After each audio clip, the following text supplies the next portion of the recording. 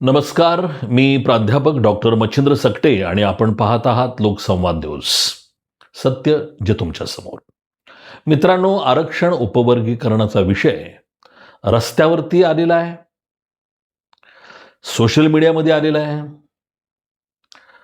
मीडियाच्या मुख्य प्रवाहामध्ये आलेला आहे आणि आता तो विधिमंडळातही पोहोचलेला आहे. आतापर्यंत आरक्षणाच्या समर्थनार्थ मातंग समाज होता. अलीकडे आरक्षणाच्या उपवर्गीकरणाच्या या प्रश्नावरती बौद्ध समाज विरोधात उतरलेला आहे. बौद्ध समाजाला चर्मकारांची साथ मिळालेली आहे, ढोरांचीही साथ मिळाली असा त्यांचा दावा आहे. आणखी काही जातींची साथ मिळाली असेही बौद्ध नेते म्हणत असतात. मातंग समाजाच्या समर्थनार्थ वाल्मिकी समाज रस्त्यावर आला. मांगारुडी समाजावरती समर्थनामध्ये पुढे आलेला आहे. एससी मधल्या ह्या जाती समर्थनार्थ किंवा विरोधामध्ये येत आहेत आणि त्याच्याबद्दल फारशी तक्रार असण्याचं कारण नाही. परंतु परवाच्या विधिमंडळाच्या अधिवेशनामध्ये विधानसभेत वडेट्टीवार या काँग्रेसच्या नेत्यानं जे अकलेचे तारे तोडले त्याच्यावरती आम्ही स्वतंत्र व्हिडिओ बनवलेला आहे. वडेट्टीवार डोक्यावर पडलाय काय? तर हे डोक्यावर पडलेले काँग्रेसचे वडेट्टीवार, त्याचा समाचार आपण घेतलेला आहे. पण जितेंद्र आव्हाड जे कधी काळी आमचे मित्र होते, एक पुरोगामी नेता, एक स्पष्ट वक्तापणा असणारा नेता, धाडसी नेता, विचारवंत नेता, अभ्यासू नेता, ही जितेंद्र आव्हाडांची ओळख आहे. शरद पवारांचा लाडका कार्यकर्ता ही जितेंद्र पवारांची ओळख आहे. आणि कुणालाही न घाबरता आपली मतं व्यक्त करणारे जितेंद्र आव्हाड ही त्यांची एक वेगळी ओळख आहे. पण पुरोगामित्वाच्या बाता हाणणारे जितेंद्र आव्हाड काल विधान भवनामध्ये आरक्षणाच्या उपवर्गीकरणावर चर्चा करताना जे बरळले ना, ते त्यांच्याकडून अपेक्षित नव्हतं. खरं तर MA, MLS आणि PhD पर्यंत डिग्री घेतलेली आहे त्यांनी. खरोखर अभ्यासू नेता. एका पिक्चरमध्ये त्यांनी काम केलंय, त्यामुळे नेताच नाही, ते अभिनेता पण आहेत.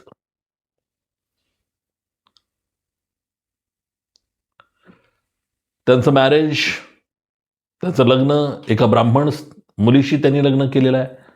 त्यांना एक मुलगी आहे. म्हणजे जातीपातीच्या पलीकडे पाहणारा, जाणारा असा हा जितेंद्र आव्हाड नावाचा नेता, गरिबांचं बोलणारा, वंचितांचं बोलणारा, त्यांच्यासाठी भांडणारा जितेंद्र आव्हाड विधान भवनात परवा बरळला. काही गरज नव्हती त्यांना बोलायची, अशा पद्धतीची भूमिका मांडायची, पण त्यांनी मांडली. त्यामागे राजकारण आहे हे स्पष्ट आहे. 2029ची विधानसभेची निवडणूक त्याच्या मागे कारणीभूत आहे हे माहीत आहे सगळ्यांना. परंतु त्यांनी ते बोलायला नको होतं. परंतु जितेंद्र आव्हाडांचा स्वभाव आहे तो. जितेंद्र आव्हाडांचं राजकारण विद्यार्थी दशेपासून सुरू झालेलं आहे. सुरुवातीच्या काळात ते काँग्रेस बरोबर होते, म्हणजे शरद पवार सुद्धा तेव्हा काँग्रेसमध्ये होते. शरद पवारांनी इतका विश्वास जितेंद्र आव्हाडावर टाकला होता की अखिल भारतीय युथ काँग्रेसचे देशाचे अखिल भारतीय स्तरावरचे अध्यक्ष त्यांना बनवलं होतं. 1999ला शरद पवार काँग्रेसमधून बाहेर पडल्यानंतर जितेंद्र आव्हाड शरद पवारांच्या मागं राष्ट्रवादीमध्ये आले. 2009 मध्ये ते पहिल्यांदा आमदार झाले मुंब्रा कळवा मतदारसंघातून. आणि तेव्हापासून ते सतत चौथ्यांदा, परवा 2024ला चौथ्यांदा आमदार झालेले आहेत. ते कसे आमदार झाले ह्याच्याबद्दलची चर्चा आज आपल्याला करायची नाहीये. पण एक गोष्ट खरी आहे की ते 4 वेळा आमदार झालेले आहेत. परंतु नुसते आमदार होणे थांबलेले नाहीत, ते कॅबिनेट मंत्री म्हणून सुद्धा त्यांनी काम केलेलं आहे. मग असे हे विद्यार्थी चळवळीपासून पुढे आलेले, कॅबिनेट मंत्रीपदापर्यंत पोहोचलेले आणि पुरोगामी चेहरा असणारा, अशी ओळख असणारे जितेंद्र आव्हाड परवा आरक्षणाच्या उपवर्गीकरणाच्या प्रश्नावर मात्र वंचितांना विरोध करणारी वक्तव्य त्यांनी केलेली आहेत. खरं तर जितेंद्र आव्हाड हे वादग्रस्त आमदार आहेत, वादग्रस्त नेते आहेत. त्यांनी आतापर्यंत किती वाद घातलेले आहेत त्यातले काही प्रमुख वाद मी तुमच्या पुढे सादर करतो. 2020ला एका सिव्हिल इंजिनियरला उचलून नेऊन त्याला बेदम मारहाण केल्याचं प्रकरण त्यांच्याकडून झालं होतं आणि त्याच्यावर महाराष्ट्रात प्रचंड वाद विवाद झालेला होता. आपल्या विरुद्ध कमेंट करतो म्हणून त्याला मारहाण केली होती. सिंधी समाजाबद्दलही त्यांनी अपशब्द वापरला होता. त्याबद्दल काही सिंधी समाजातले लोक त्यांच्या विरुद्ध कोर्टात गुन्हा सुद्धा दाखल झालेला आहे. हर हर महादेव नावाचा चित्रपट की त्यामध्ये इतिहासाची तोडमोड होते असा आरोप करून त्यांनी चित्रीकरण थांबवलं होतं हर हर महादेव चित्रपटाचं. 2023 मध्ये छत्रपती घराण्यांच्या बद्दल किंवा त्यांच्या छत्रपतींच्या वंशजाबद्दल त्यांनी अशीच एक निंदनीय टिप्पणी केली होती. त्यामुळे सुद्धा महाराष्ट्रात मोठा वाद झालेला होता. 2024 मध्ये म्हणजे 2 वर्षापूर्वी श्रीराम वनवासात असताना ते मांसाहारी होते अशा पद्धतीचं त्यांनी विधान केलं की ज्याच्यावरती महाराष्ट्रात प्रचंड मोठा गदारोळ उठला होता. त्यानंतर सनातन धर्मानं देशाचं वाटोळ केले असे त्यांनी विधान केलं होतं आणि त्यावेळेला भारतीय जनता पक्षासह हिंदुत्ववादी संघटना सनातनी संघटना जितेंद्र आव्हाडांच्या विरुद्ध तुटून पडल्या होत्या. एवढंच नाही तर जितेंद्र आव्हाड आणि संजय शिरसाटांचा पण मोठा वाद झालेला होता आणि तोही विधान भवनामध्ये आत सभागृहात. म्हणजे वादग्रस्त आमदार वादग्रस्त म्हणजे काही विधानं अशी करायची की त्याची गरज असली तरी करायची नसली तरी करायची. वादात राहणं बदनाम होए तो क्या हुआ नाम तो हुआ ही प्रवृत्ती जितेंद्र आव्हाडांच्या मध्ये दिसते, स्पष्ट दिसते. विशाळगडावरती परवा जी दंगल झाली 2024ला त्यावेळेला सुद्धा त्यांनी असंच एक विधान केलं होतं की ही दंगल पूर्वनियोजित असून या दंगलीला जबाबदार असणाऱ्यामध्ये 1 नंबरचा आरोपी म्हणून छत्रपती शिवाजी महाराजांच्या घराण्यातले संभाजीराजे यांना 1 नंबरचा आरोपी करा असं त्यांनी स्टेटमेंट केलेलं होतं. त्यावेळेला मोठा वाद महाराष्ट्रात झाला होता. संभाजी भिडेंचा आणि त्यांचा तर वाद अनेक वेळा झालेला आहे. संभाजी भिडे त्यांच्याबद्दल आपल्याला फारसं काही बोलायचं नाही, परंतु नरेंद्र मोदी देशाचे पंतप्रधान त्यांचा आदर करतात. का करतात त्यांना माहिती. पण नरेंद्र मोदी ज्यांचा आदर करतात त्यांच्याबद्दल जितेंद्र आव्हाड म्हणाले होते की मिरजेतली दंगल किंवा भीमा कोरेगावच्या दंगलीच्या पाठीमागं संभाजी भिडेचा हात आहे आणि त्यामुळं संभाजी भिडेवरती राष्ट्रद्रोहाचा गुन्हा दाखल केला पाहिजे. सांगण्याचं तात्पर्य असं की वादग्रस्त विधान करणं आणि चर्चेत राहणं ही जितेंद्र आव्हाडांची एक आवड आहे आणि या आवडीपोटीच ते सतत काहीतरी करत असतात. काही दिवसापूर्वी विधान भवनाच्या प्रांगणामध्ये आमदार गोपीचंद पडळकर आणि जितेंद्र आव्हाड त्यांच्यामध्ये वाद रंगलेला होता. महाराष्ट्रानं पाहिलेला आहे. कार्यकर्त्यांची धक्काबुक्की अंगावर जाणं म्हणजे एकदम टोकाला ते झालं होतं. दोघेही ओबीसी नेते पण एकमेकाच्या अंगावर. तर आज सध्या जितेंद्र आव्हाडकडे जर बघितलं तर एक वादग्रस्त आमदार आणि वादग्रस्त नेता यापेक्षा आता त्यांची दुसरी ओळख आहे असं मला वाटत नाही. शरद पवार आणि अजित पवार एकत्र होते तेव्हा शेवटच्या काळामध्ये अजितदादांच्या गुडबुकमधून जितेंद्र आव्हाड गायब झाले होते. पण शरद पवारांच्या गुडबुकमध्ये मात्र ते सदैव होते, आजही आहेत. आणखी एक गोष्ट मी सांगेन आपल्याला की दादा जेव्हा फुटले त्यावेळेला जितेंद्र आव्हाड शरद पवारांच्या सोबत राहिले आणि दादांच्यावर अत्यंत कठोर शब्दामध्ये त्यांनी टीका केलेली आहे. उलट आपला रागच त्यांनी त्या निमित्तानं बाहेर काढला, व्यक्त केला असं म्हणायला काही हरकत नाही आहे. तर असे हे वादग्रस्त आमदार जितेंद्र आव्हाड ओबीसीवरती बोलताना मात्र फार जबाबदारीनं बोलतात. ओबीसींना न्याय मिळाला पाहिजे अशा पद्धतीची भूमिका घेतात. ओबीसींना राजकीय आरक्षण मिळालंच पाहिजे असं हट्टानं सांगतात, आग्रहानं सांगतात, कारण ते स्वतः ओबीसी आहेत.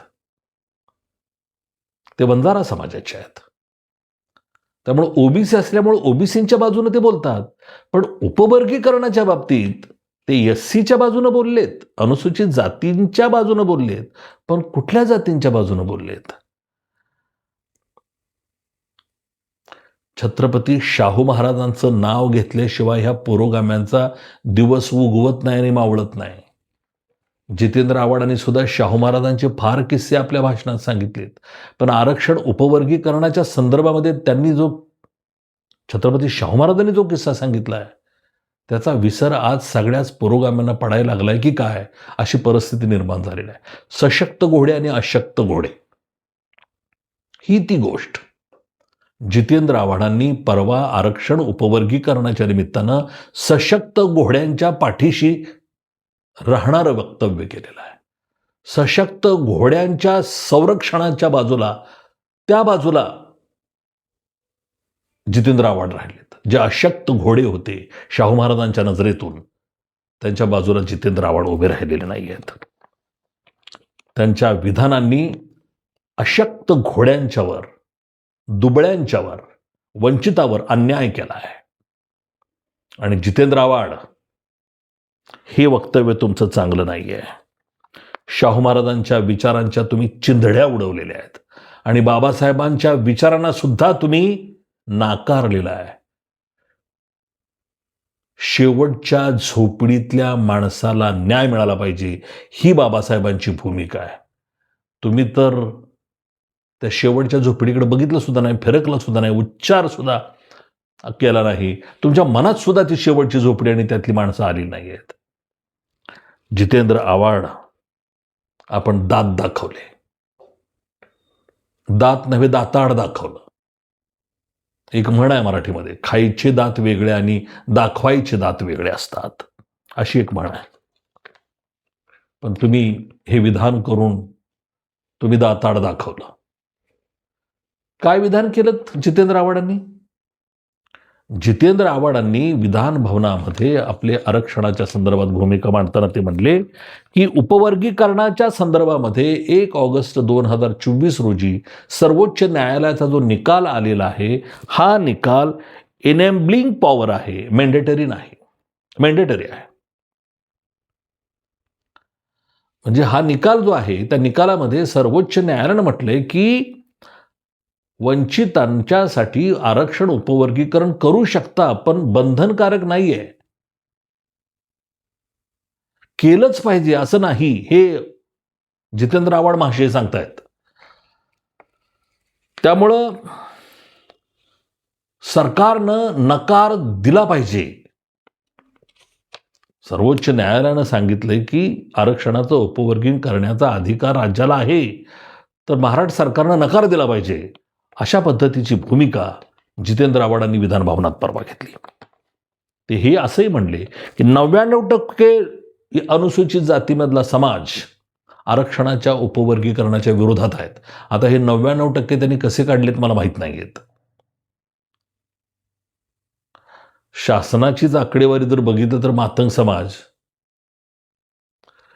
25 लाख आहे. आमच्या आकडेप्रमाणे तो 70 लाख आहे. मग ह्यांनी 99% कसा आकडा काढला? 99% विरोधात आहेत. ते असंही म्हणले की अनुसूचित जातीचं उपवर्गीकरण करणं म्हणजे सामाजिक न्यायावरती घाला घालणं आहे. सामाजिक न्यायावर घाला घालणे म्हणजे सामाजिक न्यायाच्या विरोधात कृती करणे. डॉक्टर बाबासाहेब आंबेडकरांचं नाव घेऊन हा माणूस म्हणतोय विधान भवनात, जितेंद्र आव्हाड नावाचा माणूस काय म्हणतोय की बाबासाहेबांनी जे आरक्षण दिले एससीसाठी ते सर्वांसाठी समान संधी असावी म्हणून दिलेलं आहे. शिक्षण, नोकरी आणि समानतेनं जगण्यासाठी आरक्षण दिलेलं आहे. अरे पण ज्यांना पुन्हा पुन्हा पुन्हा पुन्हा लाभ मिळवत आहेत, जे लाभार्थी जाती आहेत, त्यांनाच फक्त शिक्षण, नोकरी आणि सन्मानाची वागणूक मिळावं म्हणून बाबासाहेबांनी आरक्षण दिलं आहे काय? जितेंद्र आव्हाडांनी अक्षरशः उपवर्गीकरणाच्या प्रश्नावर मुक्ताफळं उधळली. त्यांचं असं म्हणणं आहे की सर्वोच्च न्यायालयानं आरक्षणाचं उपवर्गीकरण करण्याचा अधिकार जरी दिला असला तरी महाराष्ट्र सरकारनं तो अधिकार वापरू नये, म्हणजे आरक्षणाचं उपवर्गीकरण करू नये. आज महाराष्ट्रामध्ये आवाड म्हणतायत SCच्या उपवर्गीकरणाच्या मुद्द्यावर SC समाज अस्वस्थ झालेला आहे आणि बहुसंख्य लोक याच्या विरोधात आहेत वर्गीकरणाच्या. त्यामुळं त्या विरोधातल्या लोकांची भावना लक्षात घेऊन महाराष्ट्र सरकारनं निर्णय घ्यावा. मतभेद असायला नाही पाहिजेत. समाजामध्ये SC समाजामध्ये एकजूट असली पाहिजे. फूट नको आहे, अशा पद्धतीचं त्यांनी वक्तव्य केलं. अनेक लोक हे SCचं वर्गीकरण झालं की फूट पडेल, ऐक्य तुटेल वगैरे वगैरे बोलतात. त्याच्यावर मी सगळं एकदा बोलणारच आहे. परंतु OBC मध्ये तरी ऐक्य आहे का जितेंद्र आव्हाड? तुमच्या ज्या जाती आहेत OBC मध्ये, ज्यांना महाराष्ट्रात 19% आणि देशात 27% आरक्षण आहे, त्यांच्यात ऐक्य आहे का? ठीक आहे, त्याच्यावर मी नंतर बोलेन. पण अशा पद्धतीनं उपवर्गीकरणाला विरोध करणारं, वंचित जातींच्यावर अन्याय करणारं आणि सर्वोच्च न्यायालयाच्या निकालाचाही अवमान करणारं आणि महाराष्ट्र सरकारला शहाणपणा शिकवणारं वक्तव्य जितेंद्र आव्हाडांनी केलेलं आहे. जितेंद्र आव्हाडांच्या वक्तव्याचा मी निषेध करतो, पहिल्यांदा तीव्र शब्दात विरोध करतो. आणि मग ते एवढंच सांगतो की त्यांनी दात दाखवले. जितेंद्र आव्हाडांचे माझे अतिशय चांगले संबंध. परभणी जिल्ह्यामध्ये पूर्णा ते परभणी असा आम्ही दोघांनी हेलिकॉप्टरनं प्रवास केलेला आहे. एका प्रचाराच्या सभेच्या निमित्तानं आम्ही दोघं एकत्र होतो. अजितदादाही सोबत होते. आम्ही एकाच हॉटेलमध्ये थांबलेलो आहे आणि ज्या ठिकाणी सभा झाली त्या सभेला विलासराव देशमुख साहेब पण होते आणि अजितदादा पण होते, मी पण होतो आणि जितेंद्र आव्हाड होते. आम्ही दोघं एकमेकाला चांगलं ओळखतो. पण आरक्षणाच्या उपवर्गीकरणाच्या प्रश्नावरती इथून पुढं या मुद्द्यावर मी मच्छिंद्र सकटे जितेंद्र आव्हाड यांच्या भूमिकेला विरोध करणार. आणि म्हणून मी म्हणतोय, दात दाखवले. खायचे दात वेगळे आणि दाखवायचे दात वेगळे अशी एक म्हण आहे मराठीमध्ये. ही म्हण खरं तर हत्तीच्या संदर्भात आहे. हत्तीचे जे दात दिसतात ते वेगळे असतात आणि खायचे दात वेगळे असतात. हे हत्तीच्या संदर्भात ही म्हण आहे. पण याच म्हणीच्या आधारानं मानवी स्वभाव दाखवण्याचा प्रयत्न या म्हणीतून दिसलेला आहे. आणि जितेंद्र आव्हाडांनी दाखवून दिलं की खायचे दात त्यांचे वेगळे आहेत आणि दाखवायचे दात वेगळे आहेत.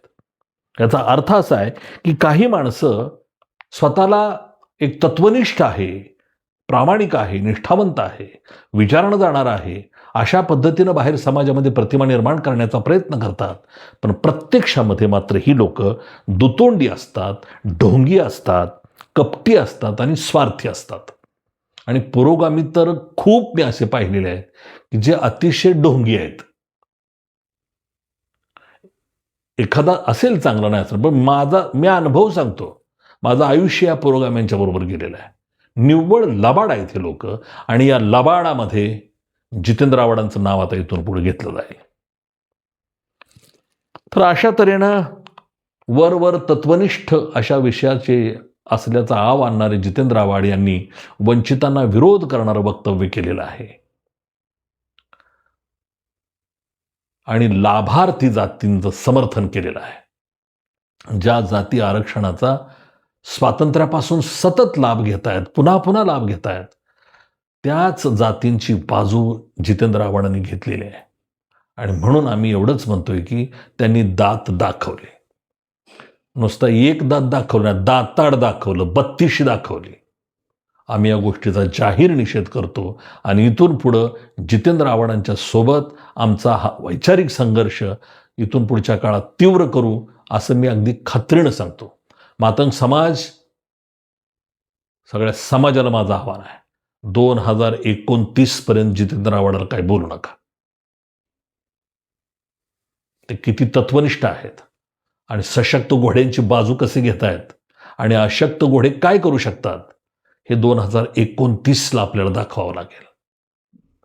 म्हणून माझं एवढंच म्हणणं आहे सगळ्या महाराष्ट्राला की ही सगळी यादी लक्षात ठेवा. महाराष्ट्रातली यादी लक्षात ठेवा. Wadettiwar number 1, Jitendra Awhad number 2. ही यादी किती वाढते बघूया, पण ही यादी लक्षात ठेवूया. जाता पुन्हा सांगेन की जितेंद्र आव्हाडाने आपलं दाताड दाखवलेलं आहे आणि आपण कसे ढोंगी आणि लबाड आहोत आणि अजिबात पुरोगामी नाही हे त्यांनी सिद्ध केलेलं आहे. एवढंच बोलून थांबतो. जय भारत, जय महाराष्ट्र आणि पाहत रहा लोकसंवाद न्यूज. मित्र हो, जर का माझा व्हिडिओ आवडला तर लाईक करा, शेअर करा, कमेंट करा आणि सबस्क्राईब करायला विसरू नका. जय भारत, जय महाराष्ट्र.